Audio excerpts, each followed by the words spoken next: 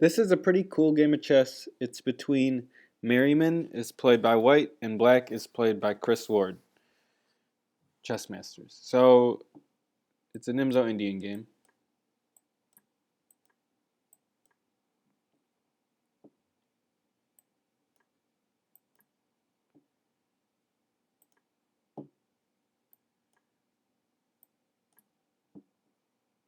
I I think this move is played to maintain the tension on the pin and also to make sure that uh, Black can keep White's pawns doubled by exchanging the knight.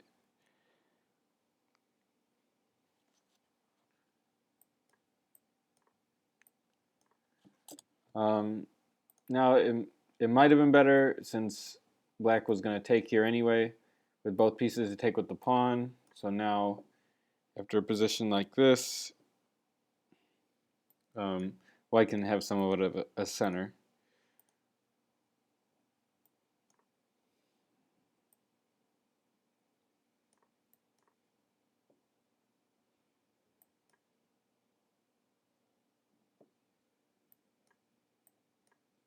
This move is pretty disruptive, trying to provoke some weaknesses. And now um, White is prevented from castling, and Black is threatening moving the queen to g2 to be even more obnoxious.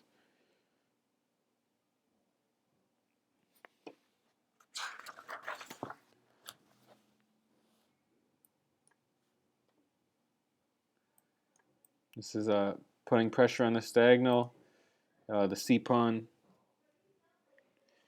in particular.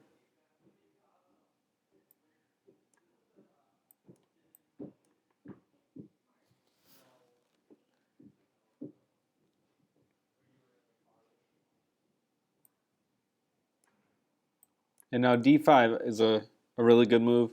I think here it's played because now Black is not afraid to allow White to get rid of their double pawns in this pawn structure, because after pawn takes, bishop takes, queen takes, Black will have pressure on the e file with his backwards pawn here.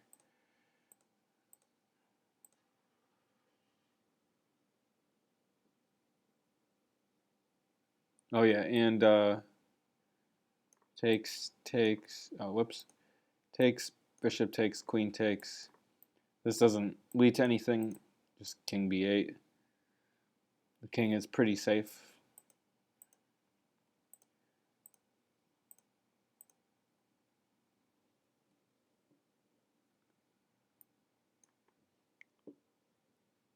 Knight to a5, putting more pressure on this square, and also trying to get an outpost for the knight on c4 if possible. Now I'm just messing around with the arrows. c5, bishop takes, rook takes. I think if queen takes, this might be an annoying move, and just infiltrating the position.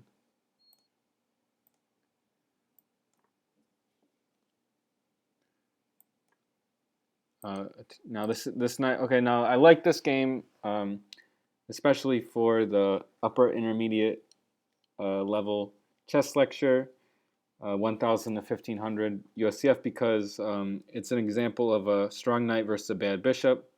And now this knight is much better than this bishop. In close positions, knights are generally better than bishops.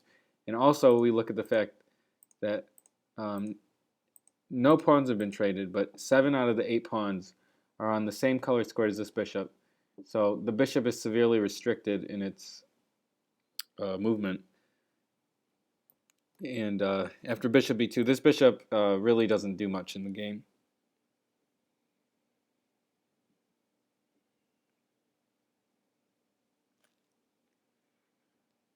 Queen f5. Now the point of this is just to stop e4, and it's a great move because you always want to look at your opponent's plans And now, if white has any chance of surviving this game, it's in a more open position where the rooks can get active. If they just keep the position closed, black has a big advantage. So queen f5 is a good move because it stops the pawn from being pushed and the position from being opened.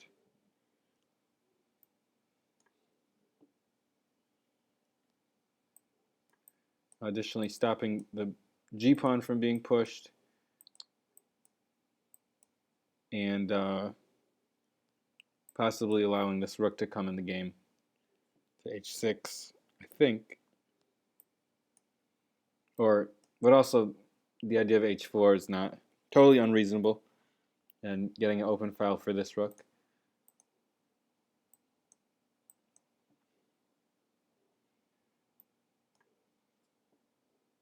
And now, once again, e4 is threatened, so Ward just plays queen e4 and stops that. And notice how black can really take their time just looking at each and every little opportunity white has for counterplay and trying to minimize that. And queen e4, also, I think that it's really important to make moves that help centralize your pieces. Like, I've seen a lot of grandmasters and international masters play moves where they just play the queen to a really active square, and it looks like it does nothing. It may not attack anything in the beginning, but just playing your pieces to squares where they can be active is a really strong way to play chess, because that's how you just slowly build up your advantage. And I think it's the principle of maximum activity. Like, you want your pieces to be on the best squares possible where they're the most active. And that principle of maximum activity, FIDE master Karl Bohr told me about that.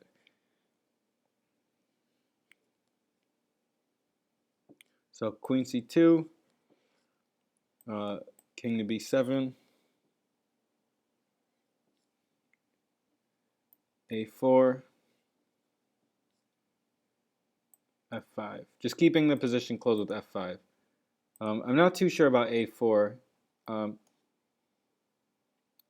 Possibly it's to prevent b5, but I'm not too sure.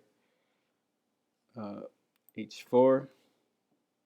This move was played because black at some point, now that black has played f5, it's even more likely they could be able to push this pawn and capture, and then infiltrate with the rook, maybe to h3. So so h5 is played to prevent that. But we can still see, like, look what it does for this bishop. It's a defensive move. It doesn't do much for white's position. Just holds on. And in close positions, you have a lot of time to do your plan really slowly.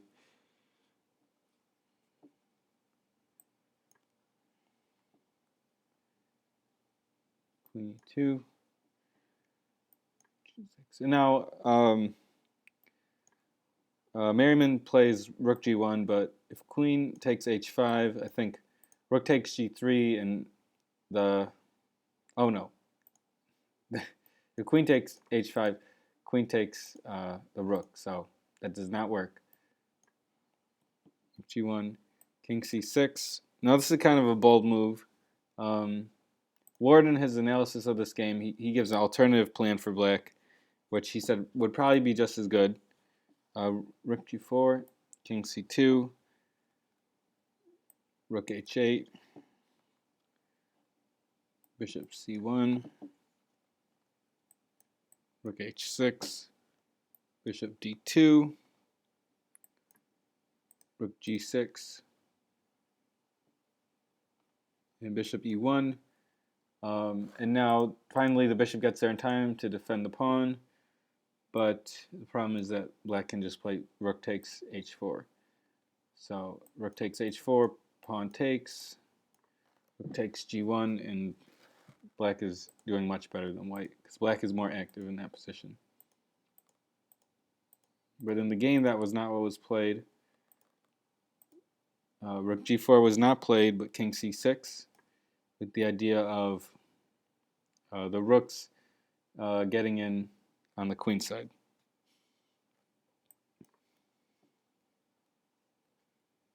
And I suppose in this position, king c6 also threatens pawn takes pawn, pawn takes pawn, king takes pawn, just winning a pawn by moving the king to c5 when the rooks and the queen are still on the board.